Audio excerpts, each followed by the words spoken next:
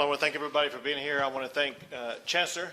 Chancellor, thank you for being a part of this. Dr. Zerwas, Chief Nimkid, and Dr. Hellerstedt, who are part of our team, and their leadership is very much appreciated. I do want to start out today by expressing my heartfelt and deep gratitude for everybody in the medical profession, doctor, nurse, assistant, whatever role you play. The role that our medical professionals are playing is pivotal as we continue to fight back against COVID-19 in the state of Texas. We're engaged in a war against this infectious disease, and the warriors on the front line of fighting that battle are those who are the healthcare providers, and we cannot thank them enough for what they are doing. One reason why we are here today is to provide good news for those frontline healthcare workers, as well as good news for everybody in Lubbock and across the entire state of Texas. The good news is this, and that is the first medical treatment that has been made for COVID-19 has now arrived. It has now arrived in Lubbock. It's also arrived across the state of Texas. It is the Eli Lilly antibody therapeutic treatment. It's like the drug that was taken by the president that helped him recover so quickly from COVID-19. Its best use is for the early stage of COVID cases and patients who are in the early iterations of COVID-19. And the goal is to give it to them at such an early date that it will keep them out of hospitals. And that will be one of the strategies used to make sure that we are able to reduce hospitalizations, whether it be in Lubbock or any place in the state of Texas. And so that's the goal. The goal is to both heal Texans as well as to ease the burden on hospitals in Lubbock and elsewhere in just the coming weeks. What we have with us here today are a couple of charts that show you exactly what we're talking about when we talk about this Eli Lilly therapeutic drug. This is a closer up model, and it shows you both what it looks like and how it works. On the left-hand side is a bag that contains the antibody therapeutic in that liquid bag. It takes an hour for that liquid bag to be infused, just like a drip in a patient. You can see the drip stand that looks like any other type of drip that you would see in any type of hospital setting. And all it takes is 1 hour, and then the treatment is complete. And so this is something that is going to be increasing meaningfully both here in Lubbock and around the state. So Lubbock has already received its first allocation of this drug. There will be additional allocations made on a weekly basis that will continue to add to the current allocation. And these weekly supplies will continue, especially when you put into context all of the medical resources that are being harnessed and being brought to the table. Because in addition to this Eli Lilly antibody therapeutic drug, we do anticipate beginning to get the clearance for and then the receipt of the antibody therapeutic drug made by Regeneron, which was the manufacturer of the drug that was taken by the president, that provides the same type of treatment that Eli Lilly drug is providing. And then that will be added to in the coming weeks by even more that will help treat people who have COVID, and more that will prevent people from getting COVID. Because the more good news is that over the course of December, we are anticipating more treatments, but also we are anticipating 2 vaccines to be approved in December. One by Pfizer and the other by Moderna, and there could be more than that. But both Pfizer and Moderna have shown an effective rate of 95%. That's an extremely high effectiveness rate for a vaccine. And we, as in the state of Texas, are already prepared structurally for the quick distribution of those vaccines once they are approved. This is a process that the governors of the United States have worked in collaboration with the White House on to make sure that we were fully prepared to distribute these vaccines across the country and across the state as quickly as possible once they arrive. And again, we are expecting the arrival of those vaccines sometime in December. So in addition to the medicines that we are providing to the Lubbock area, with the help of Chief Kidd, as well as everybody involved in all the different organizations in the state of Texas. The state has provided Lubbock with 327 medical personnel currently working in Lubbock, 950 personnel currently working to support Lubbock and Amarillo, and 1,278 personnel approved to support Lubbock and Amarillo if needed. In addition to that, we have added increased supplies for PPE, including over 1.1 million masks and hundreds of thousands of coveralls and gowns. In addition to that, we've set up auxiliary medical units with bed capacities at Covenant Hospital, at the University Medical Center. And so these auxiliary units may be some of the locations that will be used to deliver these antibody therapeutic drugs. And in addition to all of that, we have set up testing sites, COVID testing sites in Lubbock. There are 3 testing sites open from 10 a.m. to 4 p.m. daily to make sure that people are going to be able to gain access to the testing they need to learn whether or not they may or may not have COVID. While we wait for increased volumes of these antibody therapeutic drugs as well as the vaccines, it's important for everybody to remember the habits that got us through the spike of cases of COVID-19 in July. Everyone knows that we have an increase in COVID-19 in Texas right now, but everybody also knows this is not our first response to this challenge. There was an even greater increase in COVID-19 cases, a greater increase in hospitalizations in July. And we learned at that time exactly what needed to be done in order to crush the spread of COVID-19 in Texas. And Texans joined in together to make sure that we did slow the spread.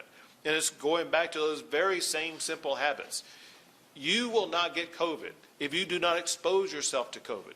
You can prevent yourself from being exposed to COVID if you keep your distance from others, if you stay indoors if at all possible, if you wear a mask if you do go out, if you sanitize your hands frequently. And so these very common practices were perfected by Texans that led to the crush of COVID over the course of late August and through the month of September. We've been there before. We can do it again. All we need is for people in the Lubbock area and across the entire state of Texas to return to those safe practices that we learned over the course of the summer. And then just one larger concept, and that is, it's so easy to let our guard down, thinking that maybe COVID-19 has passed. And all we need to do is to bring that guard back up. And if we do that, we will get through this episode just as we got through the episode during the months of July and August. So with that being said, I am now going to pass it to Chief Kidd. Thank you, Governor. And I also want to thank Chancellor Mitchell and his team, not only here in Lubbock, but for the work that they're doing across the state. I think the Chancellor might mention that in his remarks here in a minute, but a wide impact from our higher education systems that are out there. The healthcare workers that have been in this fight for months, I thank you. I want you to keep your faith, keep your strength, and keep working. We're not out of this yet, but y'all are doing some amazing work out there. I want to thank all of our first responders, Governor. We've changed the way that we do business on the streets in the state of Texas and across the nation, because first responders have to presume every person they come in contact with is COVID positive until proven otherwise. I'm very excited about the announcements today. I'm very excited about the advancements in healthcare, the drugs that are coming out. They will make a difference, but they still are not an excuse not to follow the recommendations of our public health partners. Just because you have a seatbelt in your car does not mean you should speed and drive reckless. Just because we are going to see these pharmaceuticals and therapeutics come out that are going to make it better does not mean we should be reckless in our behavior. And finally, we will continue to support our local partners with personal protective equipment. with testing supplies. There are over, I just looked, there are 42 locations within a 15-mile radius of where I'm sitting right now that you can go get a COVID-19 test. There's over 2,200 across the state of Texas right now that are ready to go test if you think you're positive, so please do that. And then finally, as we start seeing our universities break and kids go back home to their families, be careful. Be careful in what you do. Don't be a turkey. It's time to follow the rules still, even though you're leaving campus. And with that, Governor, I think we'll turn it to Dr. Hellerstedt. Doctor? Thank you, Chief.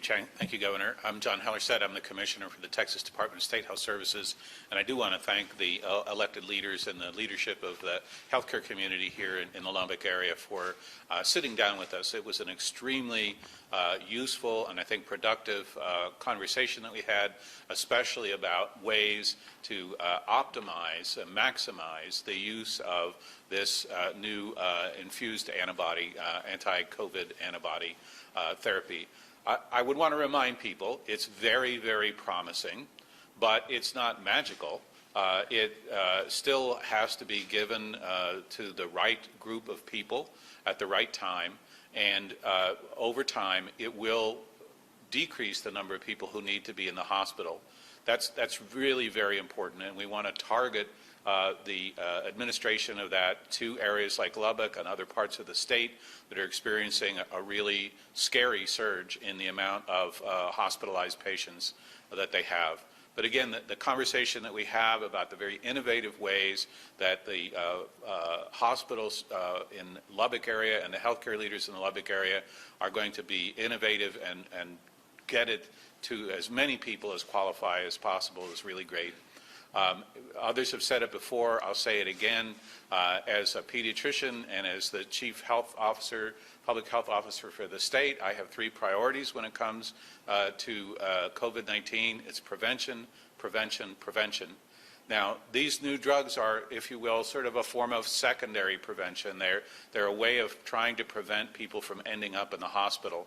But by far the most important thing are the primary ways to prevent it, which we've outlined here. So if you're physically separated from someone, you're just out of range of COVID, you're going to help to protect yourself from getting it. But the masks that we wear is another way of shortening, if you will, limiting the range of the secretions that we all transmit when we speak and talk. And we know that lots of people who don't have any symptoms of COVID are responsible for the spread. And so wearing the mask when you're around folks that are not part of your own household is the most important thing that we can do, and I really want to urge people to do that. The hand washing, the personal hygiene, the disinfecting, that's all important too.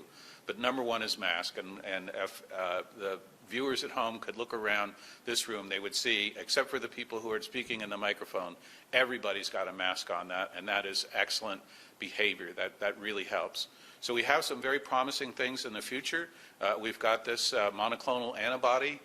We have vaccines coming on the way, but this is a marathon, and we're not at the finish line yet. And until we get to that point where we have really effective vaccines that are widely available, really effective therapeutics that are widely available, we're going to need to stick to those basics of prevention that I just outlined. So thank you. Thank you, Doctor.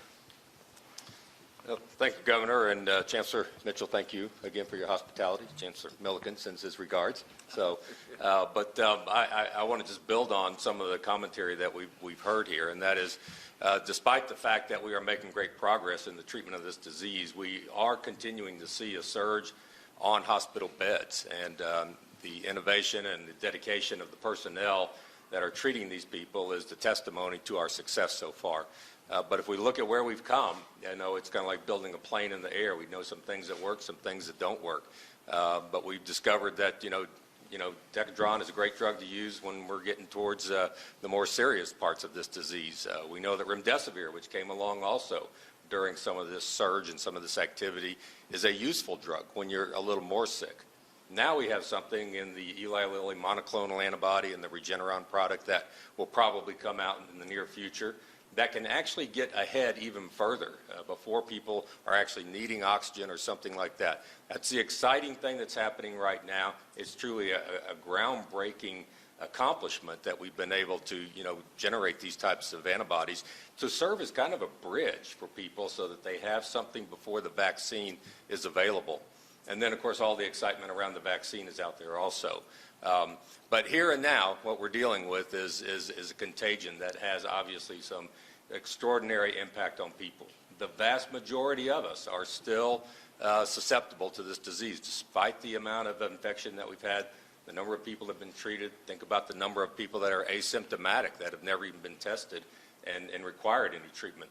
But the vast majority of the population of the state of Texas is still susceptible. And so I'll end on the same note that you've heard everybody else end on. Our vaccine, in the meantime, is this mask. And the more we wear this mask, the more we protect ourselves and the more we protect others. And I look forward to the day that we don't have to be wearing these masks. I can see the light at the end of the tunnel on that. I'm excited about that.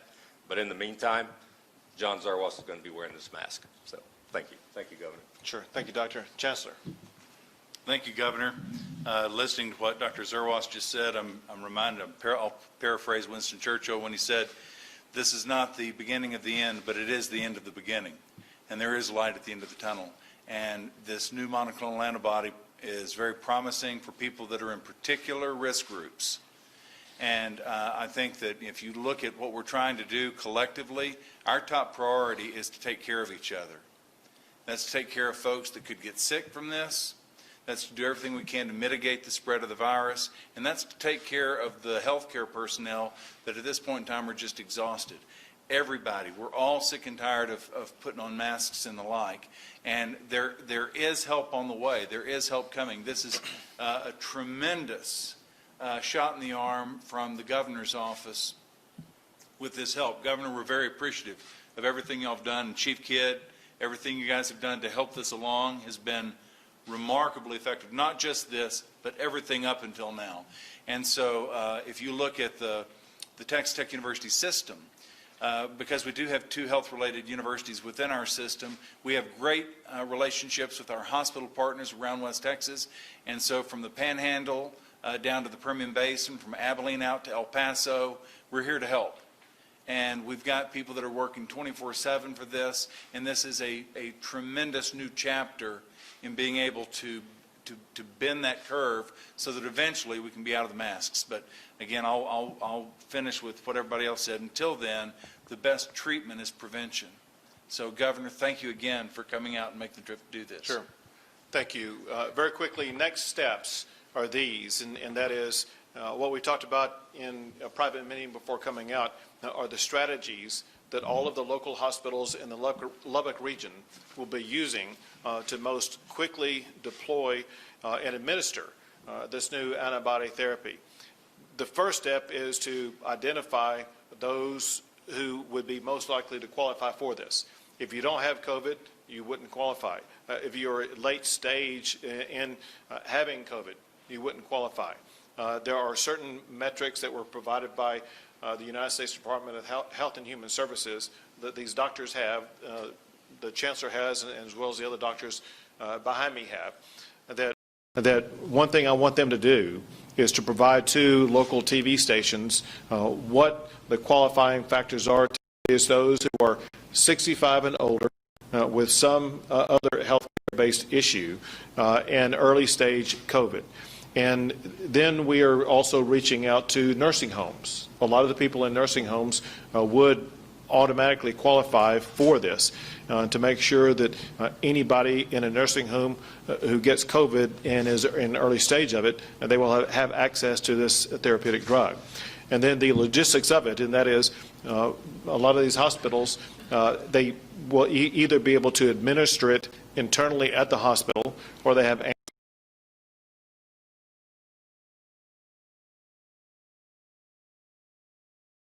ambulance unit or in a nursing home setting. And so they are working on finalizing all these strategies. But I know that they will be public, because we need the public to understand that you may qualify for this therapy that can both help your health but also help reduce the possibility of you needing to go to the hospital. And so I believe that local officials will be working to assemble a way to establish a portal or some other strategy to receive information about possible candidates in this region for this medication so that we can begin to administer it as quickly as possible so that we can begin that process of reducing hospitalizations in the Lubbock area as well as across the state of Texas.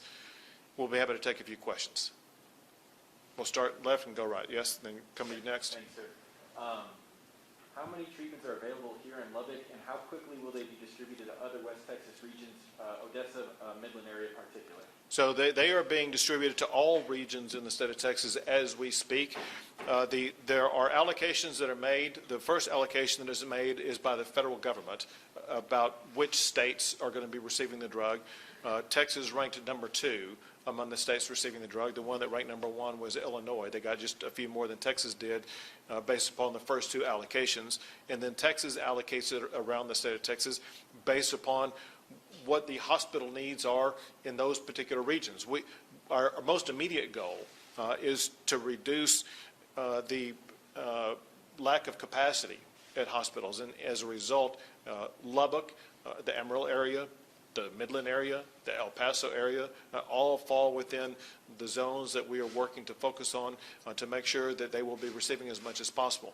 The amount is added on a weekly basis, and so there's ongoing supplies, and it's not a one-day shipping, it's a daily shipping of supplies that are coming in, and so it just comes in on a daily basis. But they have enough right now where they can begin the process and be able to treat a volume of patients for at least several days, at which time there will be more supplies coming in.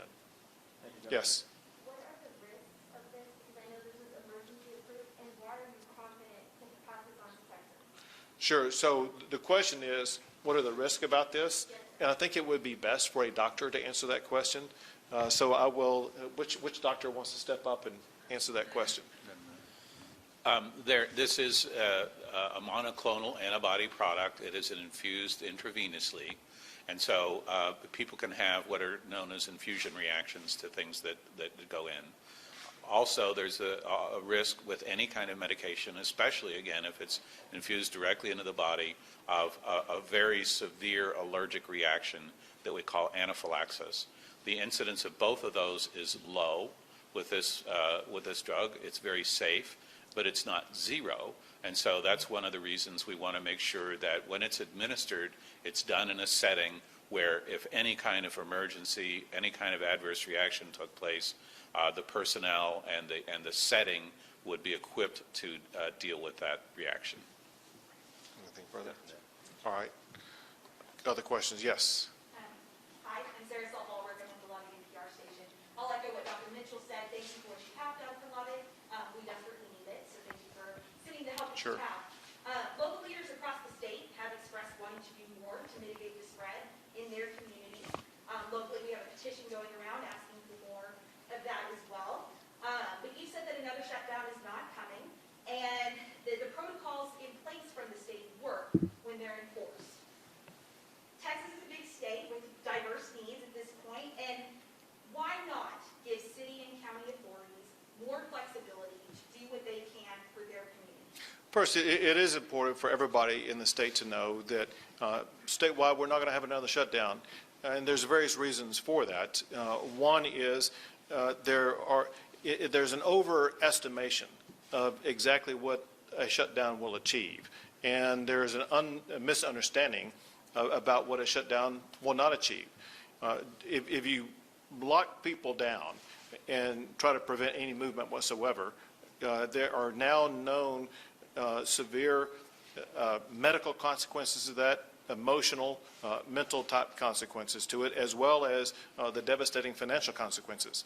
Lesser known, however, is the ineffectiveness of it, because one thing that we've learned over the course of COVID is one of the most common ways that COVID is spread today is not by someone going to work, but by people gathering together in home settings or in casual settings after bars close or something like that. And so shutdowns will not lead to the positive results that some people think.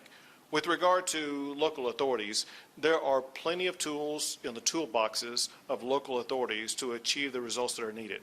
If you go back to my last executive order that provided what the protocols and centers were if hospitalizations increased above a threshold level in a particular region, it provided additional tools such as closing down bar settings, such as reducing occupancy capacity, and other tools that local officials do have.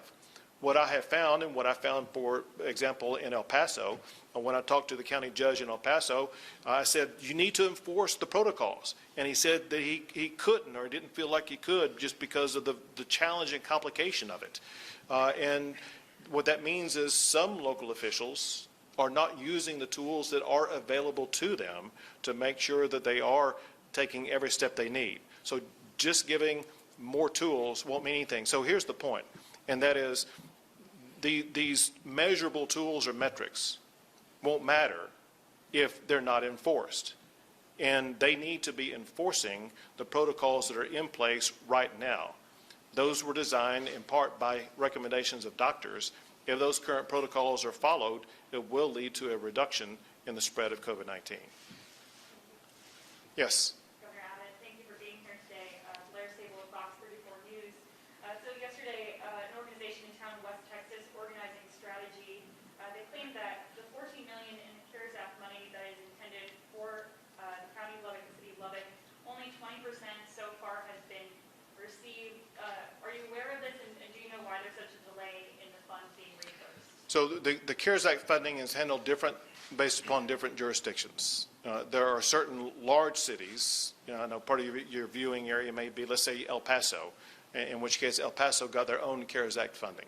And with regard to any city or county of less than 500,000, the CARES Act funding for them went through the state of Texas. The way the state of Texas handled that is there were committees established to determine what the allocations were going to be. And those were committees led on the Senate side by the Lieutenant Governor, the Chair of Senate Finance, the Vice Chair of Senate Finance, as well as other members of the Senate Finance Committee, and the Speaker of the House, the Chair of House Appropriations, the Vice Chair of House Appropriations, as well as other members of the House Appropriations Committee. Working collaboratively amongst all those people, they decided the way that the money would be provided to communities across the state of Texas. A reason, I believe, why that money has not been fully dispersed yet is because of what we are going through right now. What we're going through right now in Lubbock, for example, is an acceleration of the spread of COVID-19, leading to an acceleration of the need for the state and local governments to spend CARES Act funding for all those medical personnel that I talked about earlier that are surging to this region. It requires money for us to be able to get the medical supplies, the PPE, as well as the doctors and nurses and extra facilities like these mobile medical units. And so that CARES Act funding is being used in this response that you're seeing in Lubbock, Texas right now, the response that you're seeing in El Paso, Texas right now, et cetera. And we wanted to make sure that that money would be available and not spent early on and not have access to it now for us to be able to respond to the medical needs that exist right now and will exist through the remainder of the year. Thank you. Sure. Governor Abbott, Matthew Shell of K-Mac News. Welcome back to Lubbock. Thank you. Chief did just say earlier, just because this drug will be available soon does not mean we should be reckless. I asked our mayor this yesterday, why do you think people are just not wearing masks and not following those CDC guidelines? Why do you think that is? Listen, there's COVID fatigue. There's no doubt about it. It's understandable. We're almost 9 months into the situation right now. So one reason is COVID fatigue. Another reason is there sometimes is a perception that a person will not get it. We're talking about something that's invisible. When you're driving around, driving on a highway, you see a whole bunch of fast-moving cars. You can visually see that danger on the roadway that could occur if you drive recklessly. This invisible disease, no one can see, and so they cannot see the danger that could be oncoming to them. And as a result, it's easy for people to let down their guard. I'll give you an easy example that leads to a big spreading event, and that is if people go into a group of strangers, they perceive there may be a greater danger out there because they don't know those strangers. They don't know if they do or do not have COVID-19. However, when people gather with family and friends, they let down their guard thinking, well, this is family and friends. I'm not going to get it from my family and friends. And it's turned out to be the case across Texas that people do get it frequently from family and friends. And so it's just one of those things where for a little while longer, as we continue to bring forward in greater volume additional drugs and medications and vaccines, as we begin to cure people and prevent people from getting COVID-19, it's important, as these doctors have made clear, that people continue to use the best safe practices so they can prevent themselves from exposing themselves to COVID-19. Yes? Grace Morris with Pale Behaviors. Welcome back to Lubbock. Thank you. So there are many rural hospitals having a tough time being overwhelmed with COVID patients. We reported some hospitals here in West Texas trying to transfer patients to bigger hospitals and those patients being denied. Is there any solution or recommendation for smaller hospitals that can't handle the amount of cases that they're getting?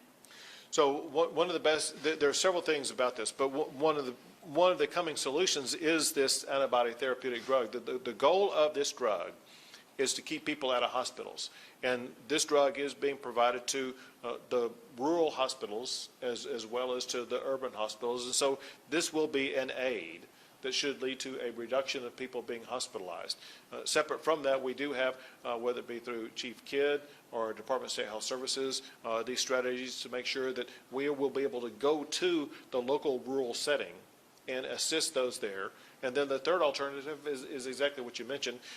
We want to make sure that there is hospital capacity in the more urban type setting so that if a person in a rural setting does need a transfer to the urban setting, they will have the ability to do so.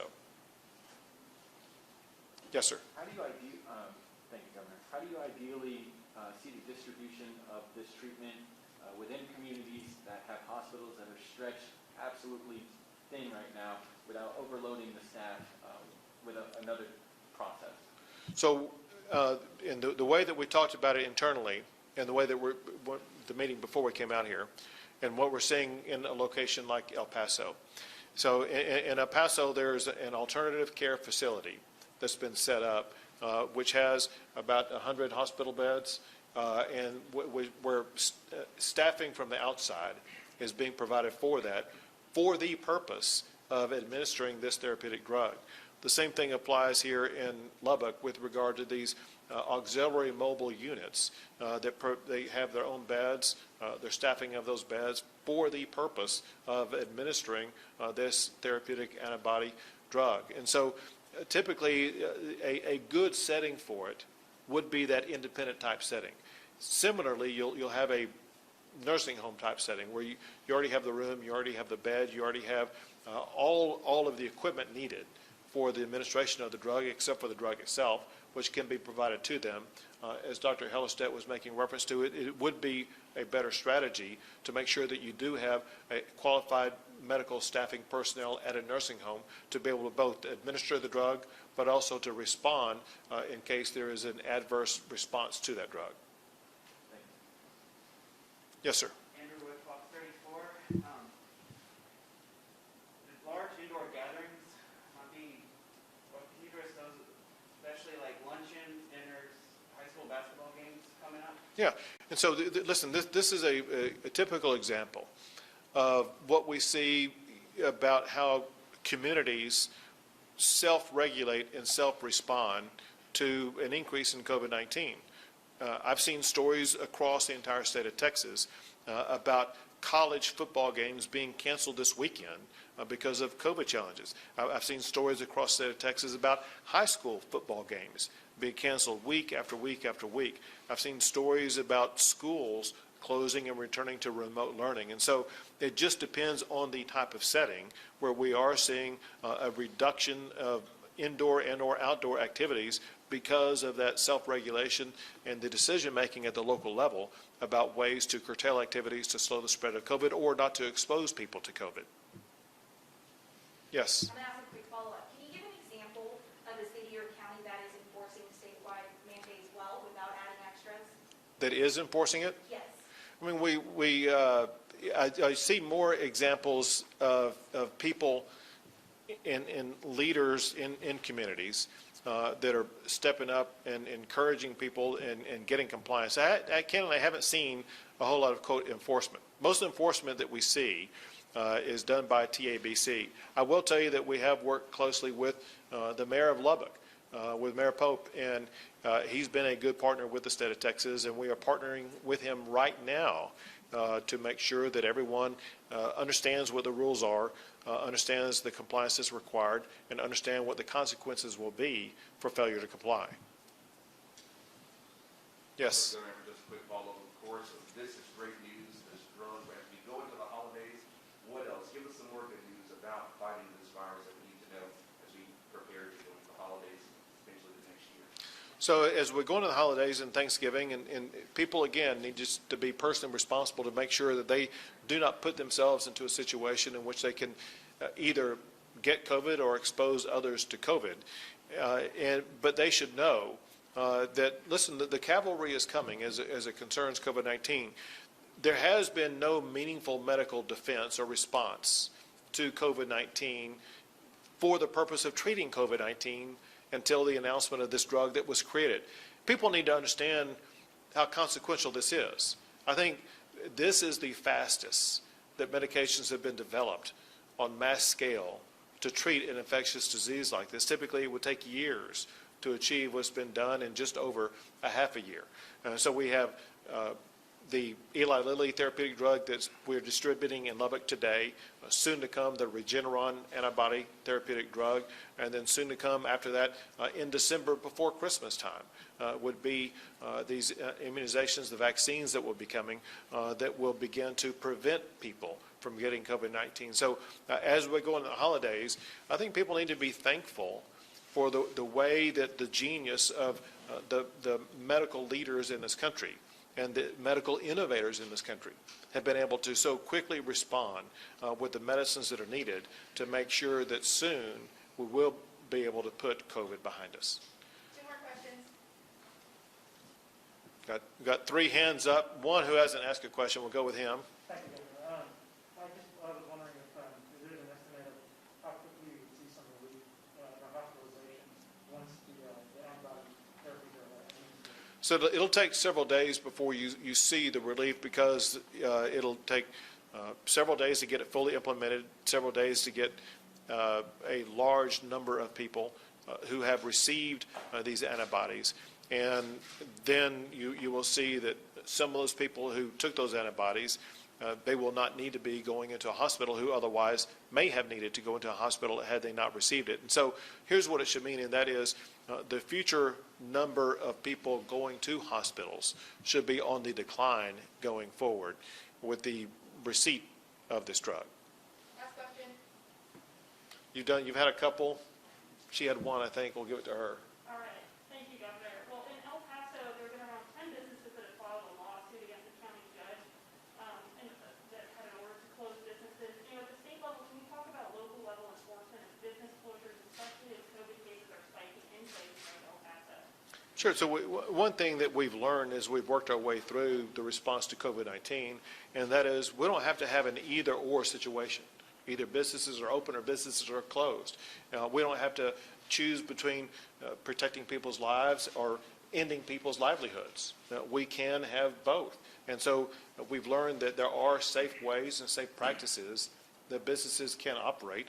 Part of those safe ways and practices are contained in the protocols that exist, and that's exactly why local officials need to enforce those protocols, because if those protocols are followed, it will ensure that those businesses will be able to remain open, knowing that the spread of COVID-19 will be contained as much as possible. Thank you all very much.